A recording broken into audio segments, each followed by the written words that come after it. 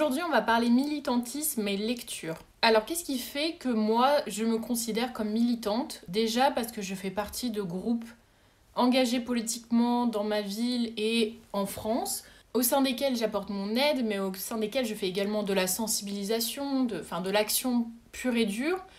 Et également sur les réseaux sociaux, j'ai cette volonté, en tout cas dans ma ligne édito, de faire de la sensibilisation à minima. Donc voilà pourquoi moi je me considère comme militante. Les définitions peuvent varier, enfin là je vous ai dit un peu les grandes lignes mais vite fait bien fait. Donc ça dépend de chacun milite à son niveau, il n'y a pas de grands, bons, mauvais militants, etc. Et on peut également se renseigner sur beaucoup de choses sans être militant. Enfin il y a plein de façons de voir ces choses-là, donc ça dépend dans quoi vous vous retrouvez. En tout cas, moi je me retrouve à minima dans une grande volonté de sensibilisation et de renseignement, parfois de formation dans certains des organismes avec lesquels je suis active, et parfois dans de l'action pure et dure. Donc voilà, il y a plusieurs aspects. J'ai pas forcément envie de développer sur les réseaux dans quel ou quel asso je suis, dans quel ou quel organisme je suis, parce que c'est privé, mais par contre, j'estime faire de la sensibilisation également sur les réseaux, et si vous me suivez sur Insta surtout, vous le savez déjà. Pourquoi je vous parle de tout ça? Tout simplement parce que du coup, depuis toute petite, j'ai vraiment été habituée, enfin de moi-même à moi-même, à lire des essais, à lire des témoignages, à lire ce qui a valeur scientifique entre guillemets. Quand j'étais plus jeune, j'avais un peu ce discours de connasse en disant que avec la fiction, je ne pouvais rien apprendre et que moi, je voulais simplement du savoir. Et c'est comme ça que je consommais l'objet livre. Évidemment, j'ai appris que la fiction pouvait nous apprendre beaucoup de choses, mais que son but premier n'était pas forcément de nous apprendre non plus, et que ce n'était pas grave.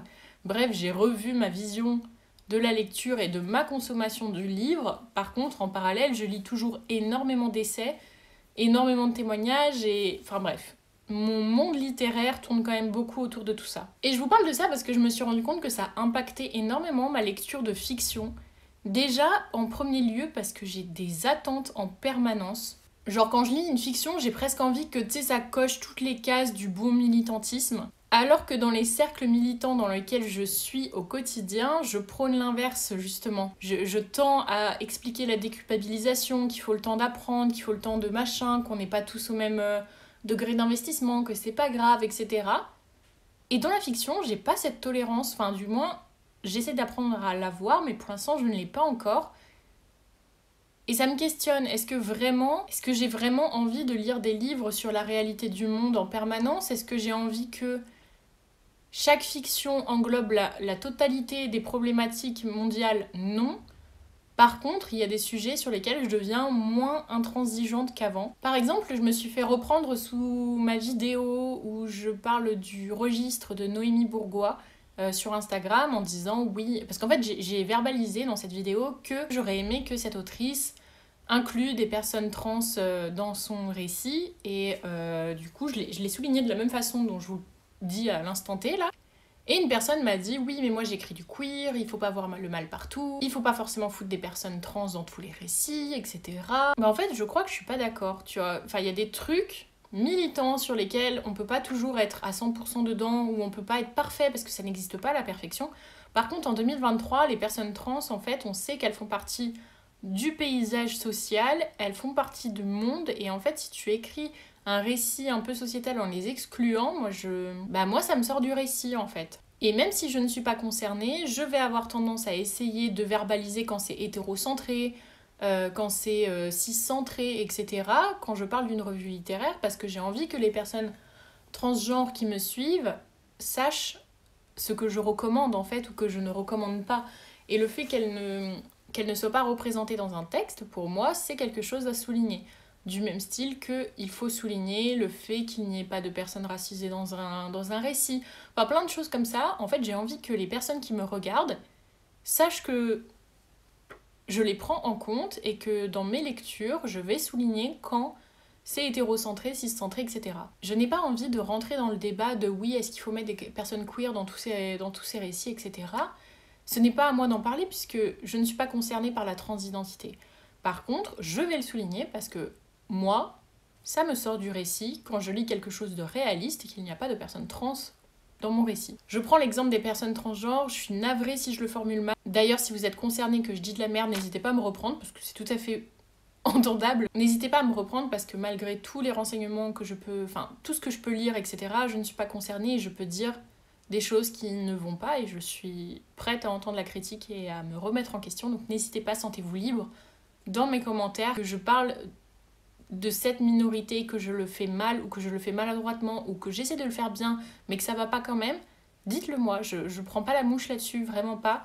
Et j'ai envie que ma zone commentaire soit vraiment une safe place. S'il y a des commentaires racistes, islamophobes, que sais-je, antisémites, je supprimerai automatiquement parce que ça n'a rien à faire dans mon espace et dans votre espace. J'ai envie que les commentaires soient vraiment un endroit dans mes vidéos YouTube où vous vous sentez à l'aise de vous exprimer, que ce soit à moi, à d'autres, et que tout se fasse bien.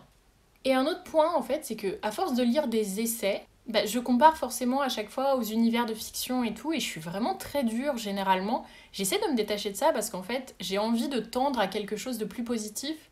C'est-à-dire que quand je lis un truc engagé, je vais plutôt souligner ce pourquoi la personne s'engage, plutôt que de souligner tout ce pour lequel elle s'engage pas, parce qu'en fait, on peut pas aborder tout. Mais en fait, il y a un minimum, moi, je trouve, en fait. Enfin, vraiment, tu peux pas aborder dans ton roman les problématiques dans tel pays, les problématiques liées à telle religion, les problématiques de telle région, le classisme, l'agisme, le validisme, bref. C'est quasi impossible de tout mettre ensemble parce que ça te ferait beaucoup trop de sous-intrigues et ça rendrait ton texte indigeste.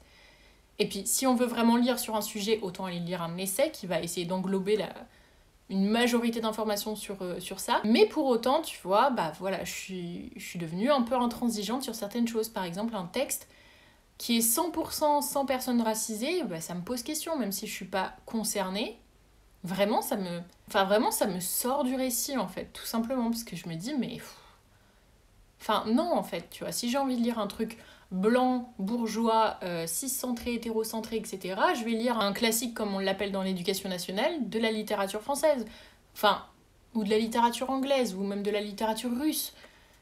Mais là, à l'heure actuelle, quand je lis un livre qui sort maintenant, c'est pas ce que j'ai envie de lire, en fait. J'ai pas envie de lire un énième, je sais pas, Saint-Exupéry, ou que sais-je. J'ai envie de lire un texte d'actualité, parce qu'en fait... Il y a des gens qui font des vidéos très bien sur le sujet, je vous invite à aller vous renseigner, mais ce qu'on écrit, ce qu'on lit, c'est politique. Un artiste, peu importe sa discipline, est le représentant de sa génération. En tant que lui-même, dans un monde, dans une société actuelle, il va agir de telle façon. En fait, il y a plein d'études sociologiques sur le sujet, philosophiques, psychologiques, enfin bref, c'est hyper intéressant. Mais en gros, tu es le témoin de ton époque, en fait. Quand bien même tu vas écrire un truc, je sais pas, du Moyen-Âge, enfin qui se passe au Moyen-Âge, tu vas être une personne de 2023 avec son regard sur le Moyen-Âge, en fait. C'est logique. Et à partir de ce postulat-là, je suis vraiment très dure avec les fictions qui sortent en ce moment, en fait, parce que du coup, je sais pas. C'est encore une réflexion qui est un peu en questionnement, mais en fait, vraiment, le fait de lire autant d'essais, c'est pas pour me vanter, c'est pas du tout... Lire des essais, ça te fait réfléchir sur certaines choses, mais pas plus que la fiction. Ça te donne des connaissances, par contre, ça te donne des chiffres, mais tu les retiens pas forcément. Mais ça te donne des sources, entre guillemets, de ce qui se passe réellement, et c'est intéressant, je trouve. Et du coup, ça fait que, comme une connasse d'élitiste, je crache plus facilement sur la fiction que sur les essais. Parce que dans les essais, il y a toute une méthodologie scientifique. Des fois, elle est bancale, tu peux le souligner, mais généralement, de toute façon, elle est expliquée. Et tu vas savoir pourquoi l'étude a été menée comme ça, et comment elle a été menée comme ça, etc., etc., et pourquoi. Dans un roman, t'es dans l'imaginaire d'une personne, et même si la personne est persuadée d'avoir écrit un truc féministe, tu vois, elle va te le vendre comme un bouquin féministe et tout. Déjà, je trouve ça hyper bizarre en tant qu'auteuriste de se proclamer féministe ou militant ou que sais-je. Enfin, je trouve ça un peu bizarre, je pense, même si je dois le faire aussi par défaut des fois. Mais du coup, une autrice qui a écrit quelque chose de féministe, quand tu le lis, tu t'attends à quelque chose de féministe. Sauf qu'en fait, il y a plusieurs degrés de féminisme. Il y a les gens qui viennent de découvrir le féminisme, il y a les féministes libérales. Enfin, il y a plein de féminismes possibles.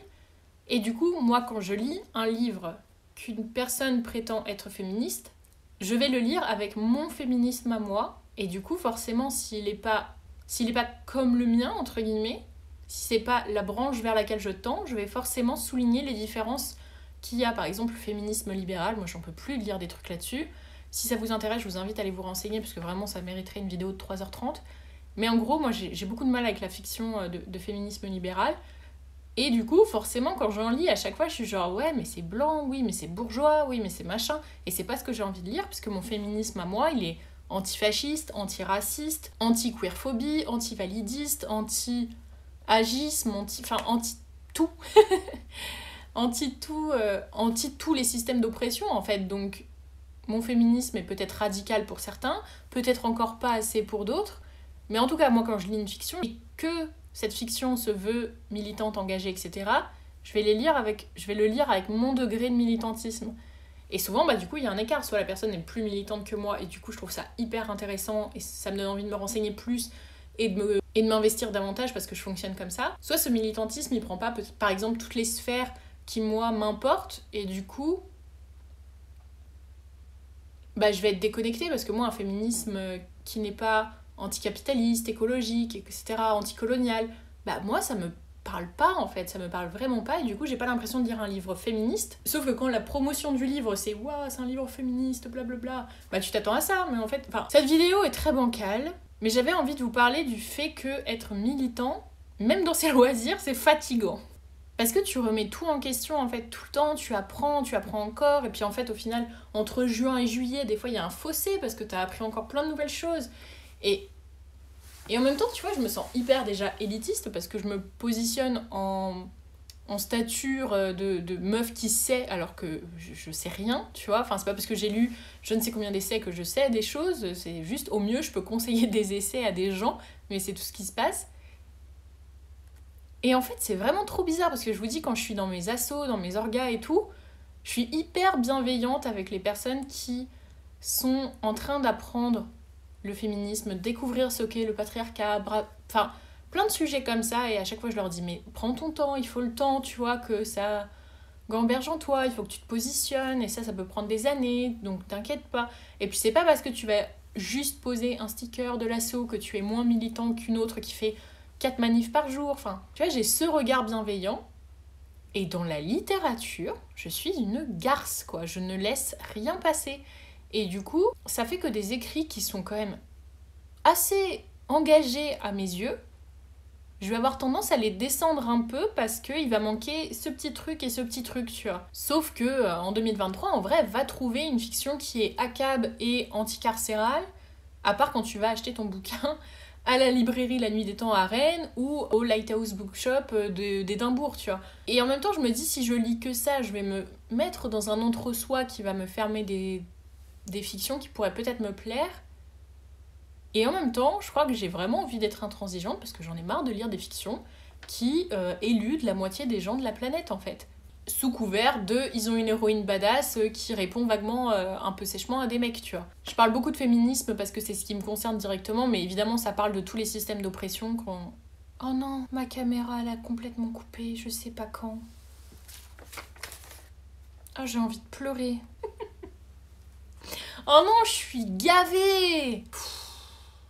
Comment je me rappelle de ce que j'ai raconté, moi ? Bref, en tout cas, j'ai vraiment envie de plonger vers la fiction, parce que la fiction, ça apporte quelque chose de différent que les essais dans la sensibilisation. La sensibilisation, c'est quelque chose qui me touche beaucoup, qui m'intéresse, qui me motive.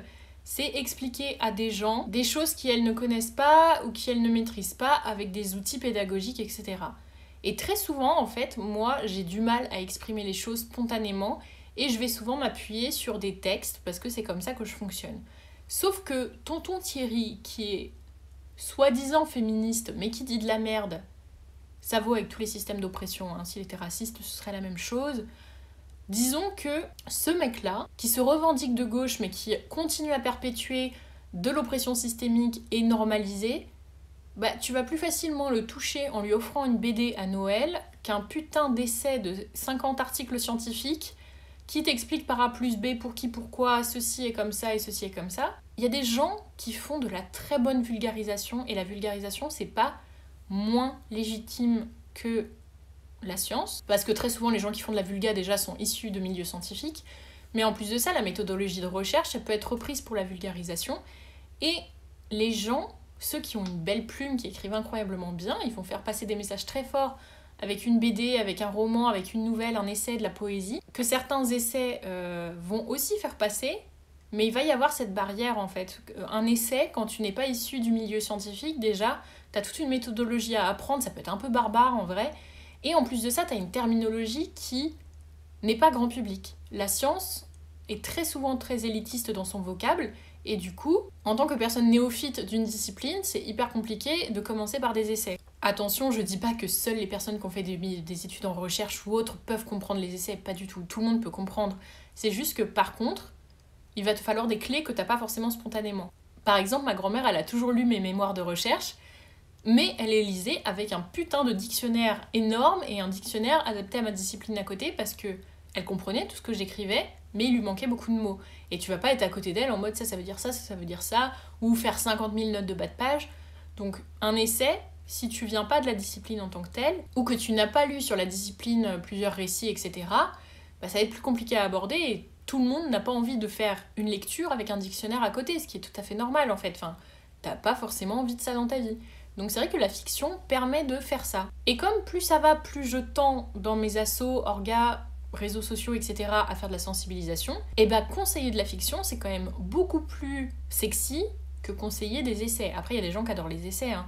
Mais je parle dans la globalité, très souvent, dans mes sondages en story Insta, etc., les gens, ils ont pas envie que je leur parle d'essais. Alors je continue parce que moi, c'est ce que je lis et c'est ce que j'aime, mais par exemple, dans les concours, les choses comme ça, les gens, ils vont choisir le roman, la poésie, plutôt que l'essai que je propose. Et c'est tout à fait entendable. Souvent, c'est plus long à lire, il y a pas d'interligne, ça n'a pas de saveur, c'est pas sexy, il n'y a pas d'action.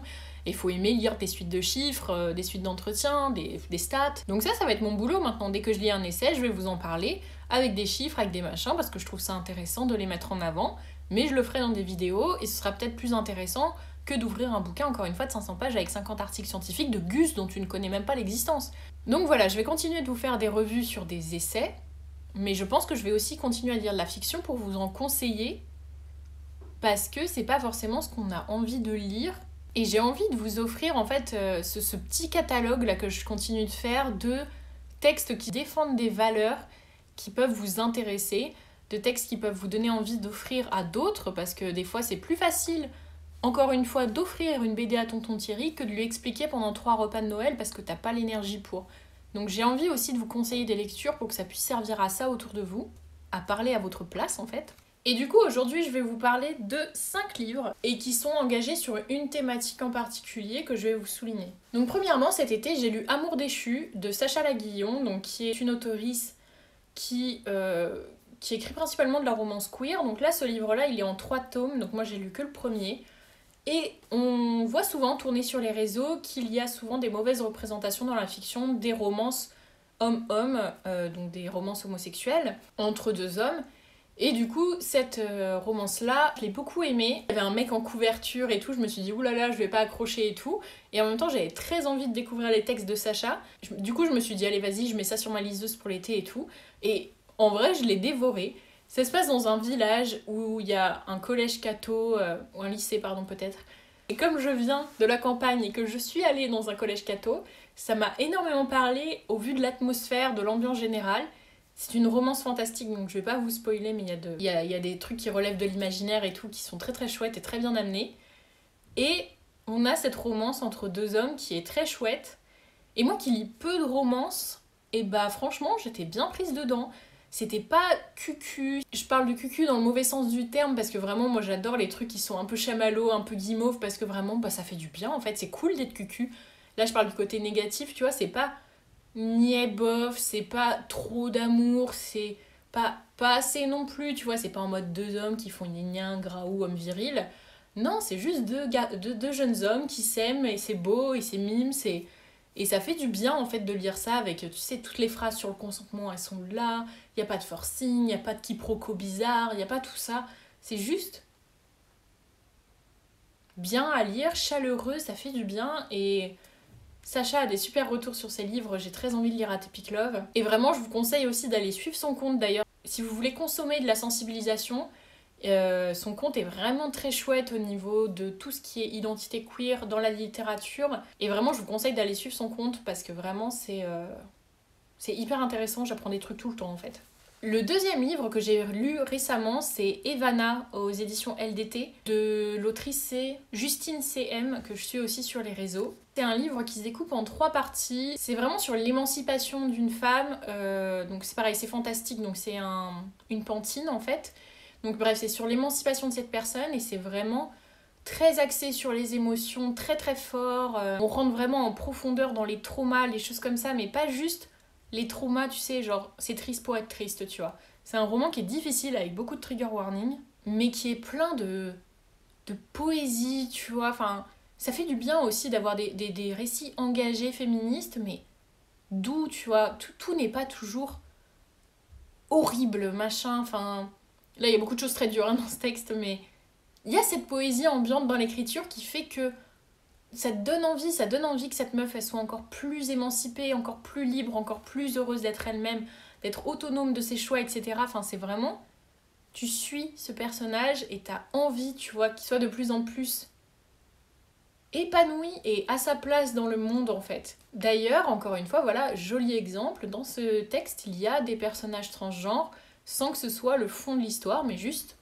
ils sont autour de l'histoire parce qu'ils sont dans la réalité du monde et en fait, c'est normalisé et ça fait du bien, je trouve, dans les textes vraiment, d'avoir enfin des textes qui sont représentatifs de la société. Sinon, dans un autre registre, je vous conseille aussi The Black Unicorn de Audre Lorde. Je viens de la découvrir, plein de gens la connaissent. C'est une afroféministe américaine qui a été bibliothécaire, mais qui a aussi été surtout très fortement militante pour combattre forcément les oppressions qu'il y avait envers les personnes noires en Amérique. Enfin, je mets ça au passé, mais qu'il y a toujours, malheureusement, aux États-Unis et ailleurs. Et ce que j'ai beaucoup aimé, alors c'est une copine qui me l'a prêté parce que justement elle aime bien ce genre de texte, etc. Et elle m'a prêté son recueil de poésie. Et donc moi je l'ai lu en anglais, donc je sais pas le titre en français. Mais ça fait du bien, putain, c'est une meuf, elle est virulente dans ses propos. Et c'est pas genre elle est en colère jusqu'à ce qu'il y ait un truc qui se débloque. Non, elle est en colère tout court. Ces poèmes, ils sont poignants, ils sont criants de plein de vérités. Elle met pas de fioritures autour de ce qu'elle dénonce, c'est vraiment incisif et en tant que personne non concernée, parce que je ne saurais jamais ce que c'est que vivre le racisme, c'est émouvant de ouf, ça te donne envie, encore une fois, d'aller en manif, de lever le poing, de soutenir les personnes, d'avoir un féministe anticolonial en fait, tout simplement. Même si t'es déjà convaincu de ça, je trouve que ces textes sont ultra forts et ça te donne envie d'être en colère parce qu'au bout d'un moment en fait tu vois il y a le côté tu sais il y a les tropes hyper maladroites de la femme noire en colère, il y a le côté aussi très sexiste de les femmes de toute façon elles crient tout le temps et gna gna gna. Et là en fait c'est pas une colère qu'elle crache à la gueule des gens, c'est genre juste c'est criant de vérité et plein d'émotions.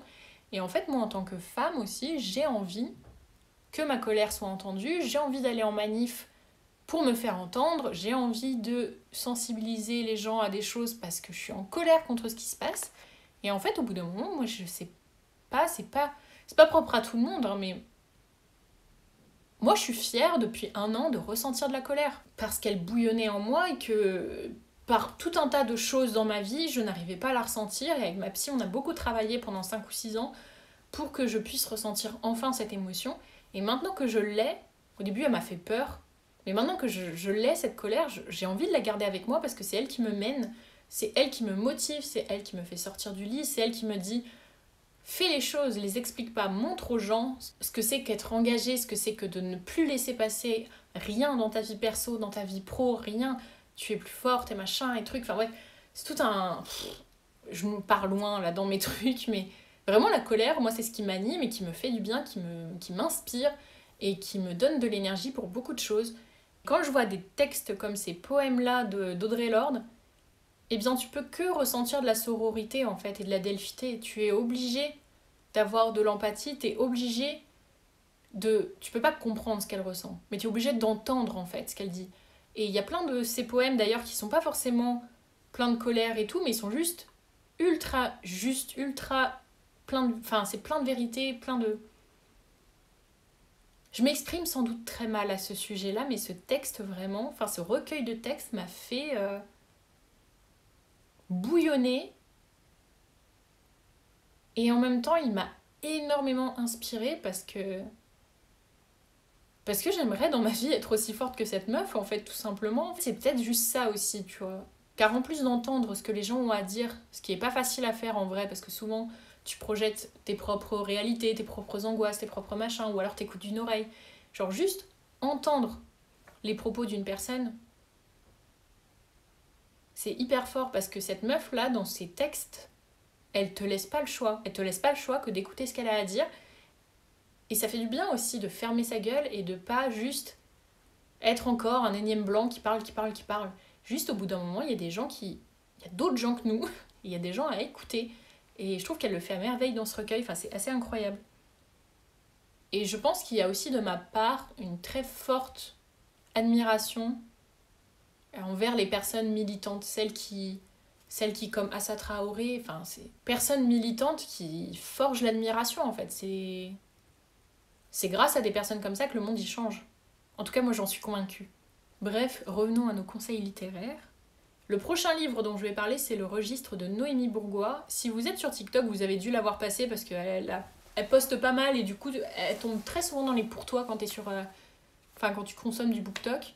Sur Insta, je sais pas trop, je la suis depuis moins longtemps sur Insta que sur TikTok. Et elle est très intéressante à suivre parce qu'elle réagit beaucoup aux haters, à tous les commentaires de merde qu'elle peut recevoir. Et moi qui le fais aussi très souvent, en fait, je l'admire beaucoup parce que moi, il y a vraiment des jours où j'ai plus l'énergie de le faire alors que c'est quelque chose que j'ai envie de prôner en fait. Quand il y a des haters, des gens qui disent de la merde, des gens méchants, des gens mauvais, qui prennent toute cette place dans l'espace public, moi aussi j'ai envie d'en prendre et j'ai envie d'en prendre en leur répondant parce que c'est pas normal qu'ils aient toute cette place dans l'espace public car j'estime que les réseaux sociaux c'est l'espace public. Bref, je m'égare, mais en tout cas Noémie fait partie de ces personnes qui répond énormément et qui a une énergie sur les réseaux qui est assez incroyable. Et du coup, elle a déjà plusieurs romans à son actif. Il y a beaucoup de gens qui disent que son univers fait un peu penser à La Servante écarlate, etc. Enfin, moi, c'est une série que j'ai eu beaucoup de mal à regarder parce que c'était trop visuel pour moi. Mais je pense qu'en roman, j'aurais bien aimé le lire, mais j'ai juste pas pris le temps. Et du coup, elle m'a demandé en service presse si je pouvais lire Le Registre, etc. Et du coup, c'est dans un monde, dans quelques dizaines d'années, où l'avortement est interdit et où toutes les femmes qui tombent enceintes doivent voir leur nom inscrit sur le registre pour être sûres qu'elles ne mettent pas fin à la grossesse. Et j'en ai déjà parlé du coup sur mon avis sur Insta et TikTok. J'aurais aimé qu'il y ait des personnes issues d'autres minorités dans son texte et j'aurais aimé que l'avortement ne soit pas autant lié au viol, je pense. Mais en tout cas, à l'heure actuelle, pour l'instant, c'est un des meilleurs romans de fiction que j'ai lu sur l'avortement, dans sa façon dont il traite la question politique qu'est l'avortement. C'est un peu... C'est à la fois très très dur à lire, et à la fois, il y a quand même cette petite note d'espoir qui fait vraiment du bien. Et pour le coup, tu vois, c'est ce que je recherche dans la fiction. Si j'avais voulu lire un truc qui traitait de tous les avortements possibles, de toutes les singularités, j'aurais lu un essai sur l'avortement. Et là, j'ai lu une fiction sur l'avortement. Et c'est ce qui fait que ça a été plus dur à lire, parce que t'es dans les affects et les émotions de certaines personnes. Mais en même temps, ce qui a fait aussi que ça te donne envie de te battre encore, en fait, c'est que je glorifie pas du tout le militantisme parce que je donnerais ma vie pour qu'il n'y en ait pas besoin. Mais en même temps, en tout cas pour ma part, mon militantisme a besoin de ressources parce que je m'épuise très vite à militer. Et voir des personnes qui militent fort avec une énergie incroyable, qui, ça se trouve, eux aussi ont des week-ends où ils passent leur temps à pleurer parce que ça les fatigue, mais qui te postent cette envie de ne pas lâcher à chaque fois, bah je trouve ça...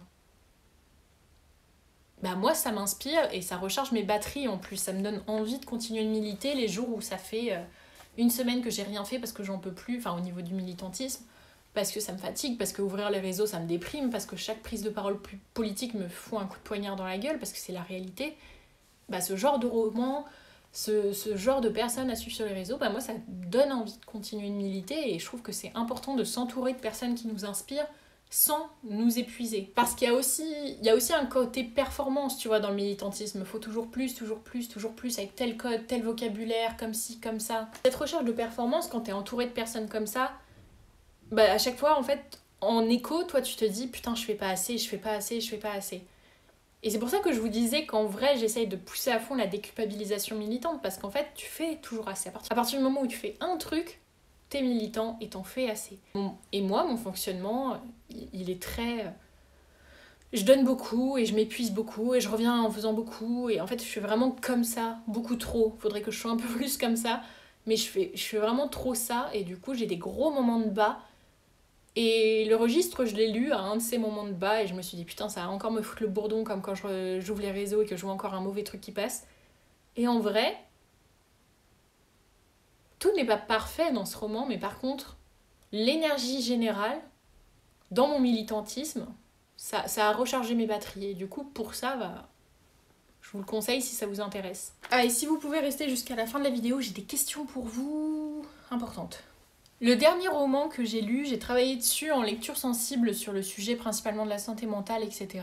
Mais c'est le livre d'Eva Oberlund qui va sortir, Le voile entre les mondes. Et tu sais, t'entends souvent quand les gens ils parlent d'autrices, très souvent leurs romans, ça parle de reconstruction, d'être femme dans la société, reprendre possession de son espace, etc. Et très généralement, ce genre de fiction, j'accroche assez peu, alors que les thématiques m'intéressent énormément. Et là, ce roman, ça parle de ça. Et je l'ai trouvé ultra cool. Pas parce que j'ai travaillé dessus, hein. Il était déjà cool avant que je travaille dessus avec Eva.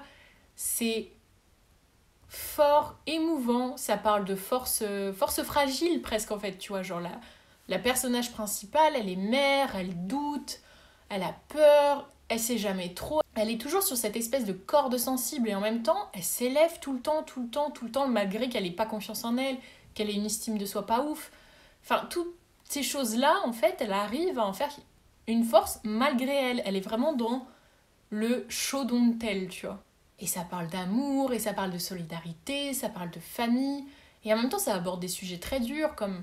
Enfin, la personnage principale, elle a perdu son incendie, elle est encore blessée de cet incendie. Et à côté de ça, il y a tout un imaginaire un peu fictif qui est très doux et très bienveillant sur le deuil. Et elle a une relation avec ses enfants qui est incroyable.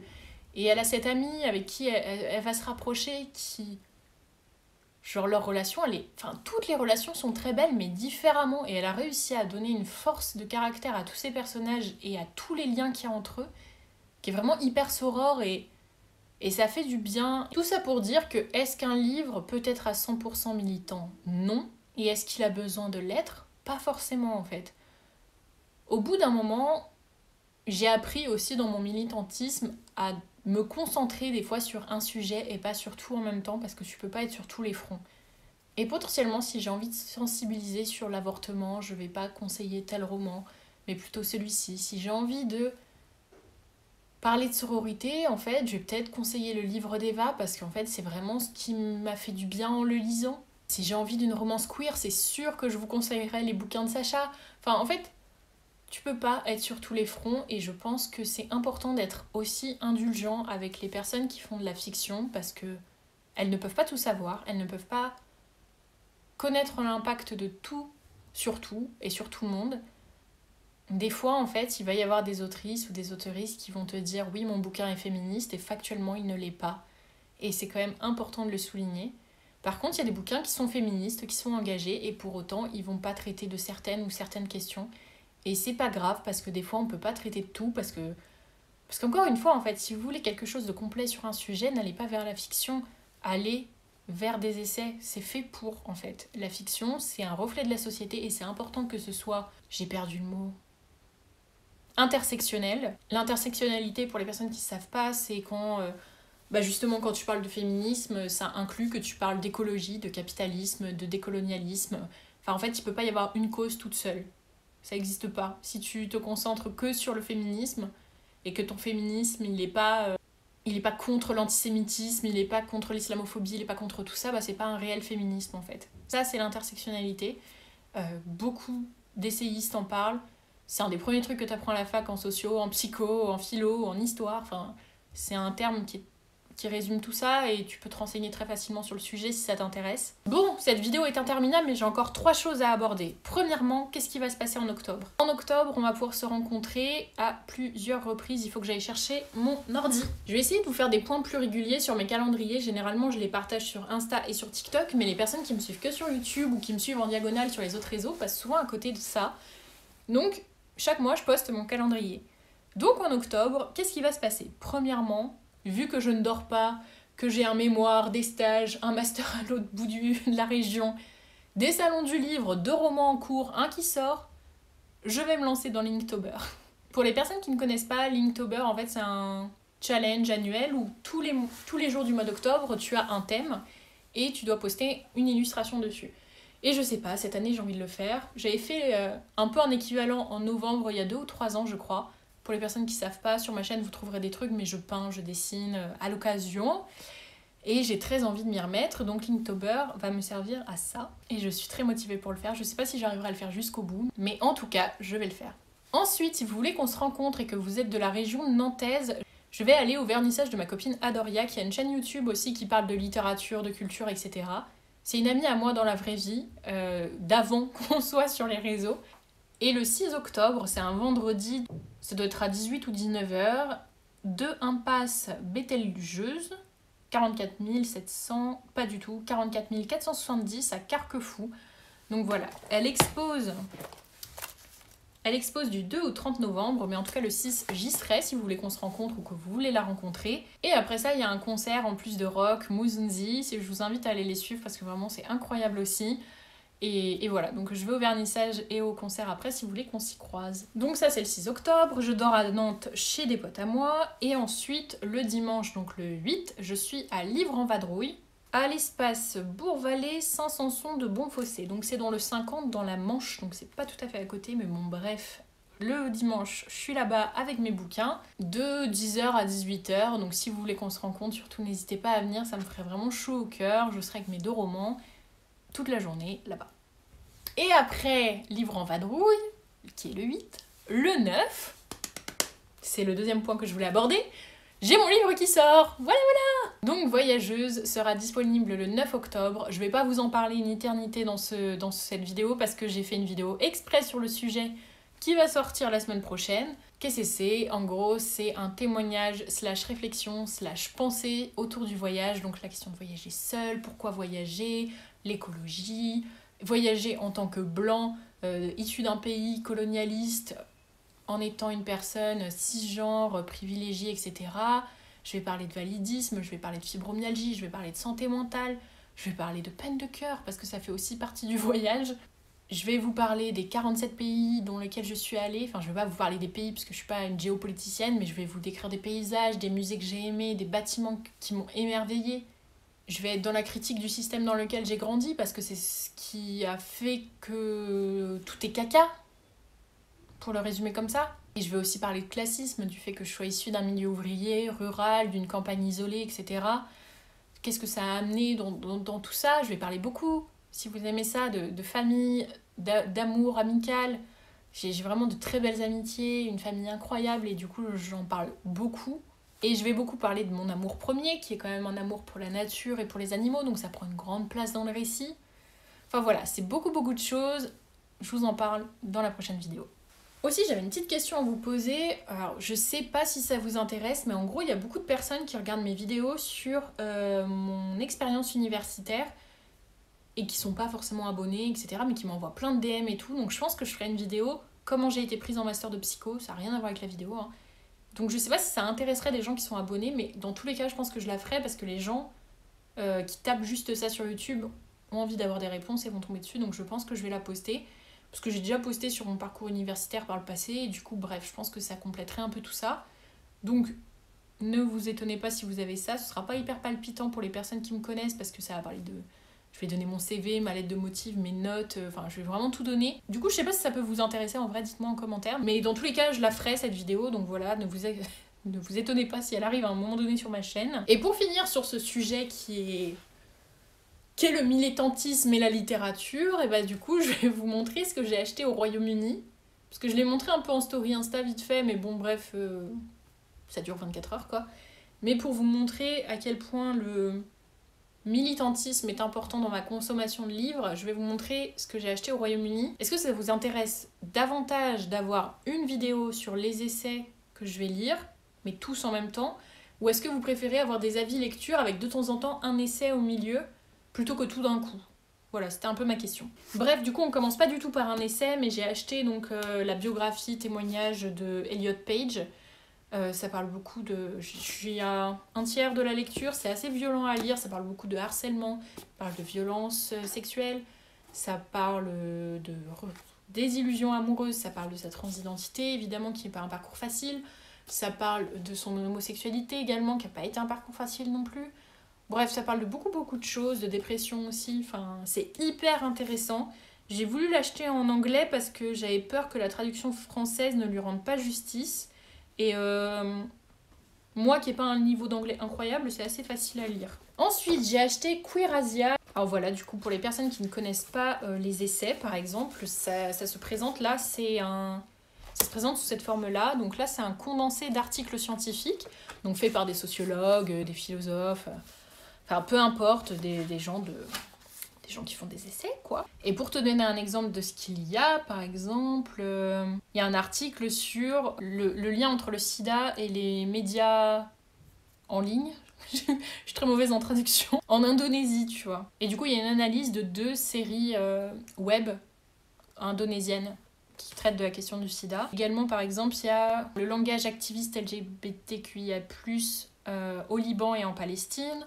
Donc tu vois, c'est des trucs très précis, mais moi ça m'intéresse de ouf. Il y a une interview d'Alana Eissa, qui est une transactiviste de Malaisie. Il y en a plein d'autres en fait. Enfin, là, je vais pas tout vous lire, je vous donne juste des exemples. Donc bref, plein de trucs hyper intéressants. Donc voilà, c'est Queer Asia.